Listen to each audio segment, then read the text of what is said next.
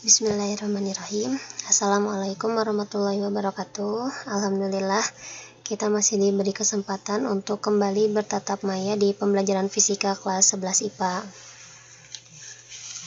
Sebelumnya kita sudah belajar tentang karakteristik gelombang mekanik. Sekarang kita masih ke gelombang mekanik, hanya lebih khusus lagi yaitu di gelombang berjalan dan stasioner. Untuk lebih efektif lagi, kita langsung ke materi aja ya.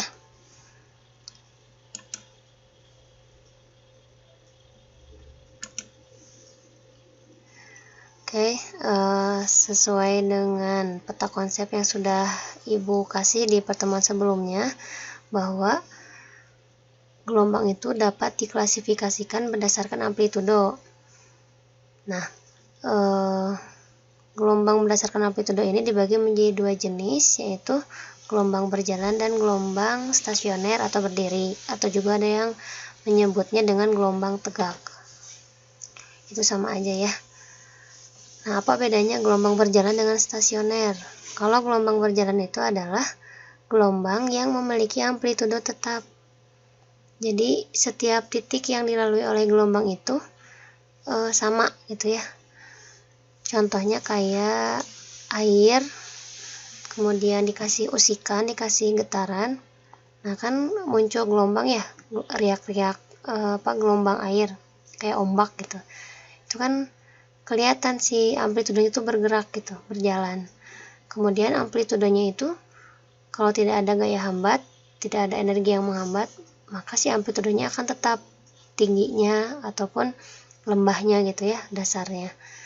Nah, itu gelombang berjalan. Kalau gelombang stasioner mah gelombang yang dihasilkan dari dua gelombang, mereka bergabung. Nah, nanti akan menghasilkan gelombang baru yang amplitudonya berubah gitu. Kenapa ada dua gelombang di gelombang stasioner? Karena pada gelombang stasioner itu menghasilkan gelombang pantul gitu ya. Jadi syaratnya harus ada dua gelombang, ada gelombang datang dan gelombang pantul. Tapi syaratnya di kedua gelombang tersebut harus koheren, yaitu memiliki frekuensi dan amplitudo yang sama gitu ya, baru menghasilkan gelombang stasioner. Nah, amplitudo yang dibentuk gabungannya gitu ya, menghasilkan amplitudo yang berbeda gitu. Jadi misalkan awalnya amplitudonya 5, bergabung dengan amplitudo yang lain, misalkan gelombang datang amplitudonya 5, gelombang pantul 5, maka hasilnya akhirnya nggak akan 5 gitu ya. Bisa jadi lebih besar atau lebih kecil, itu tergantung dengan gabungannya. Ada yang saling menguatkan, ada yang saling melemahkan gitu ya. Gelombang stasioner juga dibagi menjadi dua jenis, ada yang ujung terikat, ada yang bebas. Kalau ujung terikat bisa dilihat di gambar. Ujung terikat itu si talinya, kita bayangin aja tali ya, si talinya itu terikat kuat di batang, jadi tidak bisa bergerak naik turun ya di titik pantulnya. Kalau ujung bebas, si talinya itu terikat longgar, jadi ketika digerakkan, ketika memantul, si talinya juga bisa naik turun. Itu yang ujung bebas. Kalau kita gambarkan dalam grafik, yang ujung terikat tuh kayak gini nih. Ini yang biru gelombang datang, gitu ya. Nah, gelombang pantul yang pinknya nih, gitu. Jadi si titik simpulnya tetap kuat di satu titik ya, tidak ikut naik turun. Pada ujung terikat itu terjadi pembalikan fase sebesar V gitu ya, sebesar setengah gelombang. Ini kan pas datang dia ke bawah, nah pas mantul dia bakal ke atas gitu ya. Pokoknya kalau yang ujung terikat itu pasti ada pembalikan fase sebesar setengah gelombang. Kalau yang ujung bebas, ini juga sama ya, warna biru gelombang datang, yang pink gelombang pantul. Ketika dipantulkan, kalau awalnya ke bawah, dipantulinnya ya dari bawah ke atas gitu ya. Ini maksudnya maksud gambar mah, jadi pas dia mau mantul, dia tuh dari bawah dulu, dari bawah. Ini kan yang biru ya, maaf ya, yang biru dari atas. kemudian pas mantul dari atas, tetap dari atas, cuma lama-lama ujung yang bebasnya itu turun ke bawah. Nah, keping sini ya, kayak gitu.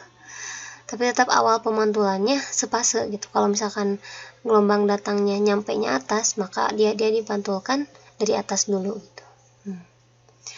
Pokoknya nanti kalau kalian bingung ya menentukan mana sih ujung terikat, mana ujung bebas.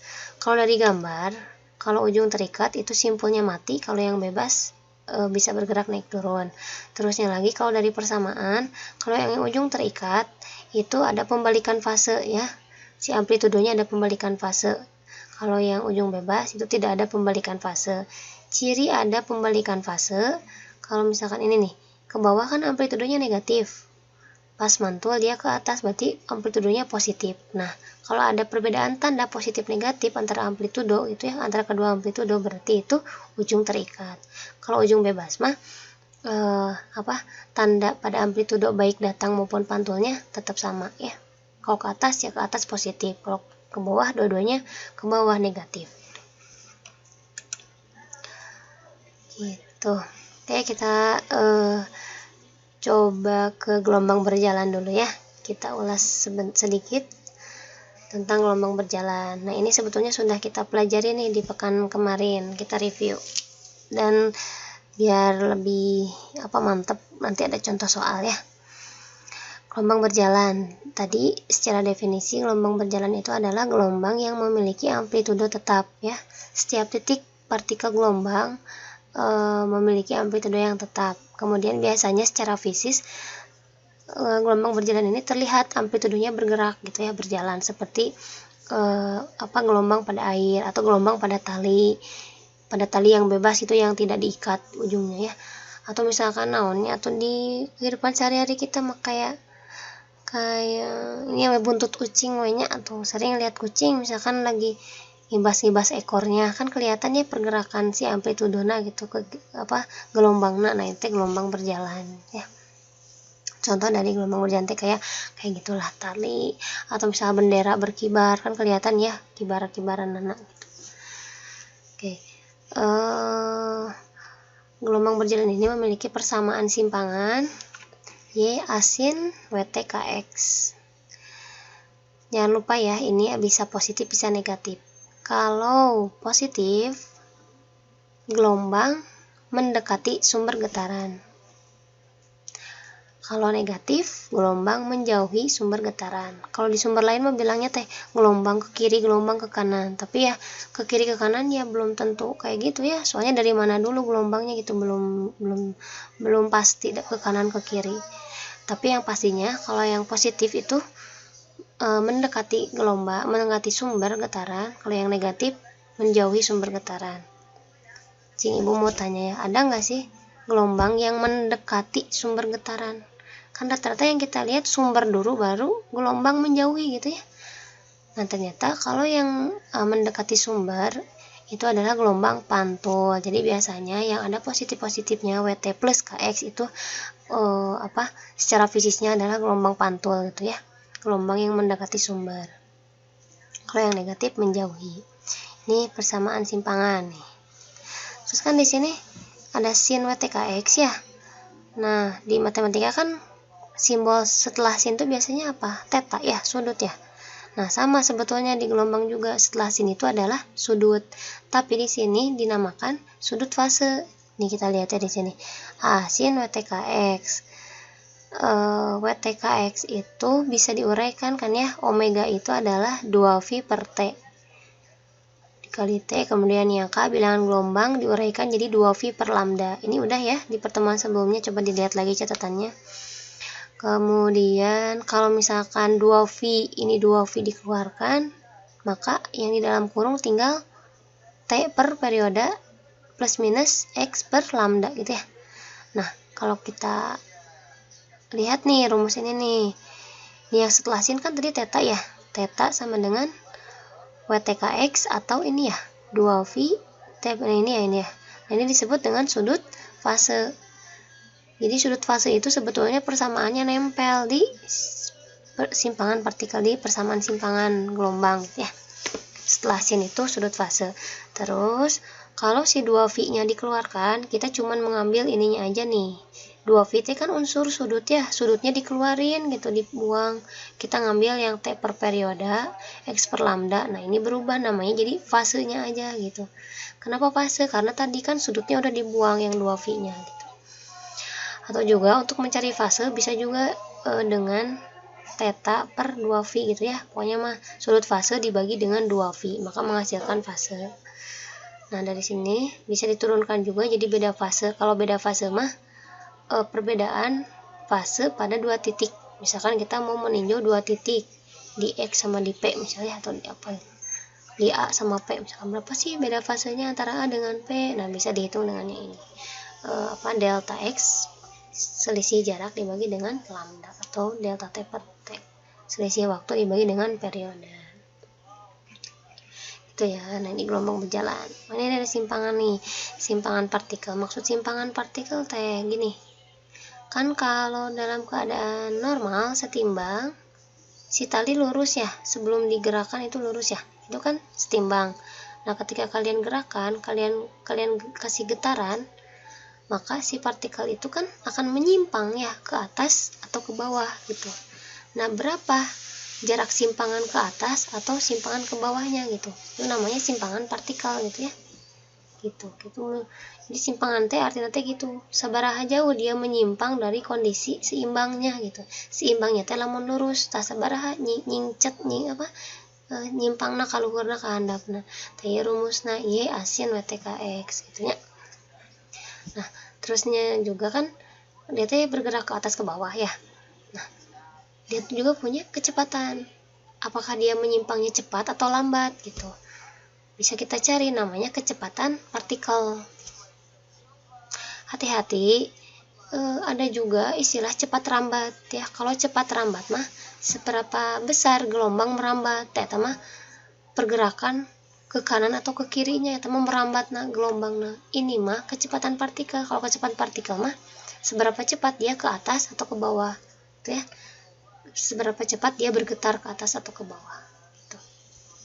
Cara mencari kecepatan partikel mah yaitu dengan menurunkan atau dihasilkan dari turunan pertama rumus simpangan gitu. Sudah belajar turunan turunannya diferensial. Nah yang Y kita turunkan terhadap waktu menghasilkan kecepatan dy per dt gitu ya, diturunkannya terhadap kecepatan. Udah daripada bingung mah bade langsung karena rumus sama enggak wiosnya. Nah kecepatan kan simbolnya V ya, V sama dengan hasil turunannya adalah AW cos WTKX. Tadi masin kan sin turunannya cosnya, jadi A omega cos WTKX gitu. Sama positif negatifnya itu ditentukan dari arah pergerakan gelombang. Terus nanti ini kecepatan kalau diturunkan lagi akan menghasilkan percepatan itu ya. Jadi tadi seberapa cepat si partikel bergerak naik turun itu kecepatan, terusnya juga seberapa besar perubahan kecepatan naik turunnya juga itu disebut percepatan ya. Perubahan kecepatan setiap partikel yang naik turun itu percepatan. Itu adalah turunan pertama dari kecepatan atau turunan kedua dari simpangan. Atau langsung rumusnya uyosnya min A omega kuadrat sin WTKX. Aya negatifan kadenya hati-hati gitu. Oh berarti ini ibu tadi aku nama negatifannya. Oke, nomor edit negatif ya ibu besok masih malaweng kadangnya ya. Kita sama-sama memperbaiki aja ya. Kalau ibu salah boleh diingatkan, kalau kalian yang ada yang keliru saling gitu ya, saling mengingatkan. Oke, mohon maaf ini sedikit iklan dulu nih ibu, baru keingatan ada negatifnya.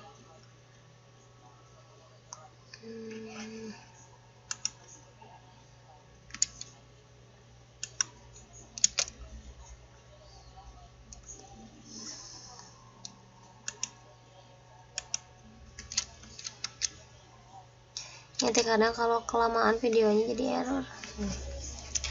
Nah itu ya. Oke, kita ke contoh soal nih. Oh iya, kalau di soal gelombang itu rada sadisnya, soalnya dalam satu soal tuh anaknya bisa nyampe 10, belasan malah ya. Sadis pisan lah gelombang mah. Katakan kalau paling males teh kalau udah ngerjain bab gelombang, banyak banget embel-embelnya gitu. Contohnya, ayo orang kena soal. Contoh soal, sebuah gelombang berjalan memiliki persamaan Y sama dengan 5 sin V per 3T 2 V per 4X dalam satuan meter. Cik baca itu naonnya. 5 naon ini 5 adalah amplitudo. Kalau positif berarti dia teh bergerak awalnya ke atas dulu ya, sebesar 5 meter gitu. Ini gelombang naonnya 5 meter tinggi-tinggi teh. Amplitudo awalnya 5 meter ke atas. Nah, barulah kesananya bergerak naik turun gitu ya. Kemudian sin. Nah, ini 5/3-nya adalah omega. Omega teh naon? Kecepatan sudutnya, frekuensi sudut. Kemudian ada 2 V per 4 itu K ya, K ketetapan gelombang atau bilangan gelombang. Satuannya meter. Oke, kita kerjakan satu-satu. Yang pertama, arah perambatan gelombang. Nih, karena ininya negatif ya, WT min KX negatif, maka arahnya itu adalah menjauhi sumber getaran. Tuh ya. Kemudian frekuensi gelombang. Ft bisa dicari dari omega gitu. Rumusnya naon? F sama dengan omega per 2V. Omeganya ada ya di soal, yaitu V per 3. V per 3 per 2V. Ini ada V, bisa hilang. Yang 3-nya turun ke bawah, jadi 1/6 Hz gitu. Terus yang ketiga, frekuensi sudut. Omega T ya, itu tanya. V per 3 eta mah tinggal nyalin dina soal aya V per 3 radian per second. Dan terus yang keempat, bilangan gelombang. Bilangan gelombang teh simbolnya K, ada di soal juga ya, KX nih nempel di X, 2V per 4. Satuannya apa? Satuannya T meter pangkat min 1 alias sepermeter gitu. Kan kebalikan dari lambda sih Kak teh. Kemudian panjang gelombang lambda. Lambda bisa dicari dari rumus 2V per K. 2V per K-nya ada ya, 2V per 4. 2V hilang, 4-nya naik ke atas, jadi lambdanya 4 meter. Cepat rambat gelombang. Ingat ya, kalau cepat rambat itu adalah kecepatan merambat gelombangnya. Berarti kecepatan dia menjalar ke kanan atau ke kiri, bukan atas bawah ya. Cepat rambat V sama dengan lambda kali F. Lambdanya tadi udah dapat 4, F-nya 1/6, hasilnya 2/3 M per S gitu.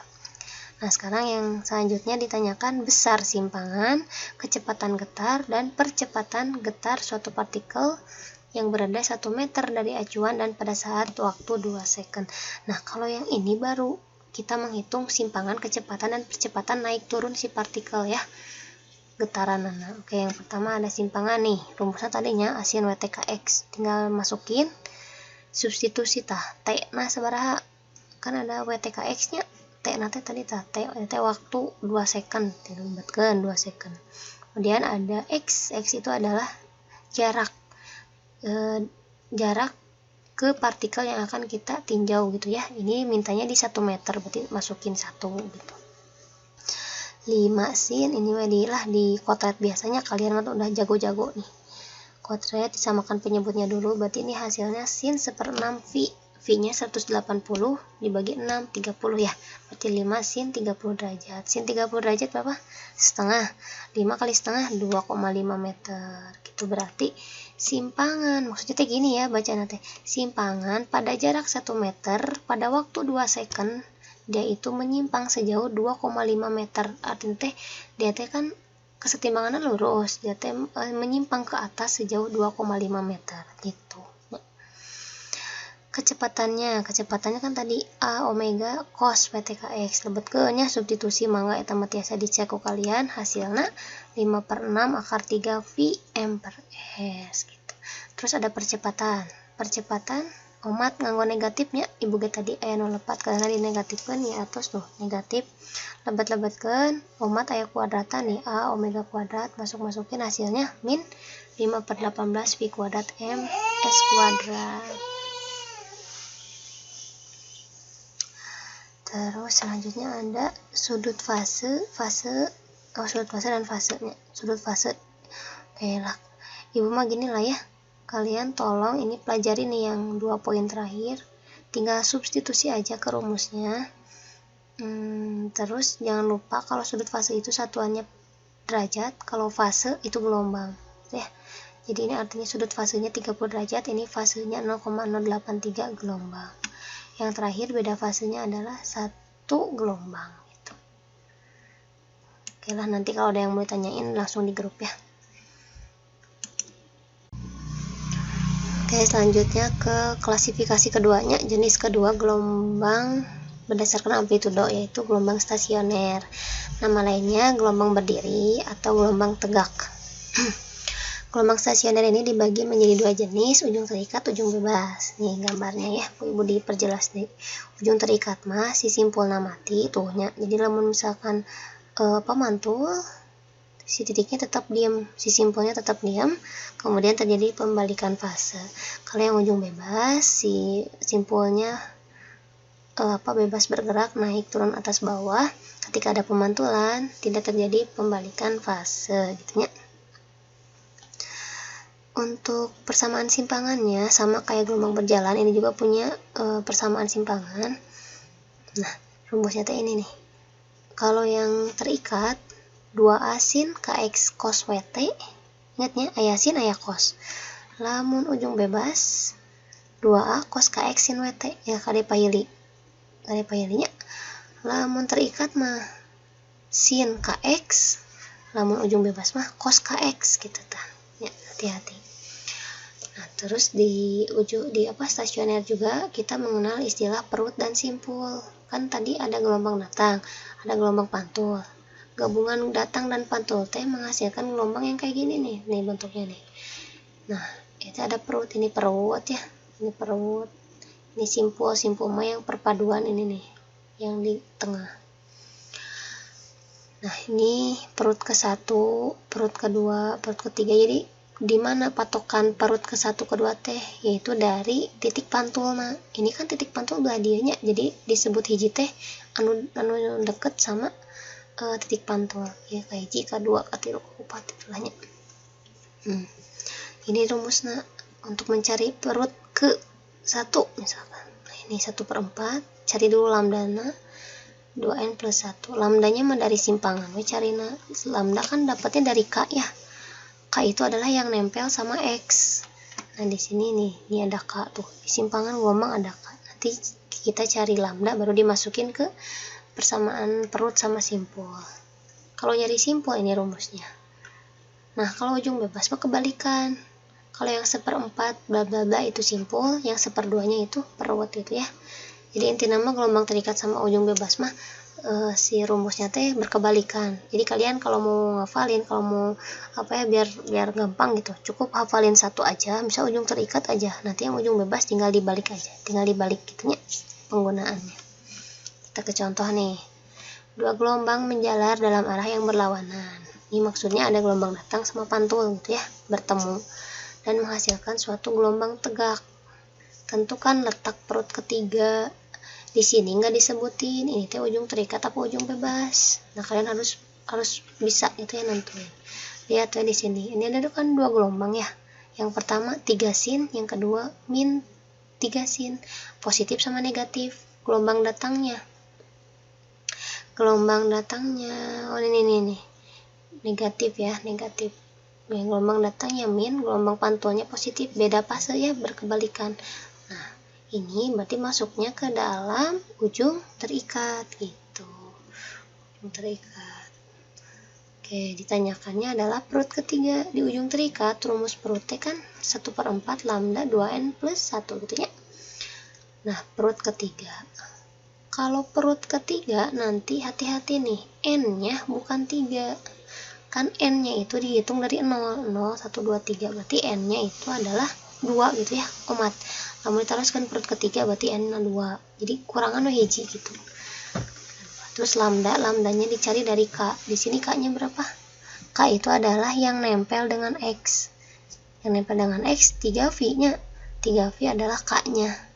Lambdanya dicari yaitu dengan rumus 2V per K. 2V per 3V. 2V per 3V, jadi 2/3. Nah, jadi lambingnya itu 2/3, artinya 1/4, 2/3 dimasukin substitusi 2 kali 2 plus 1. Lebat-lebat kan masuk, hasilnya adalah 5/6 alias 0,83 meter dari titik pantul. Oke, itunya untuk gelombang stasioner. Mudah-mudahan bisa dipahami. Nanti untuk koreksi dan pertanyaan bisa langsung kita diskusikan di grup fisika. Oke, sekian dari Ibu, mudah-mudahan bermanfaat. Assalamualaikum warahmatullahi wabarakatuh.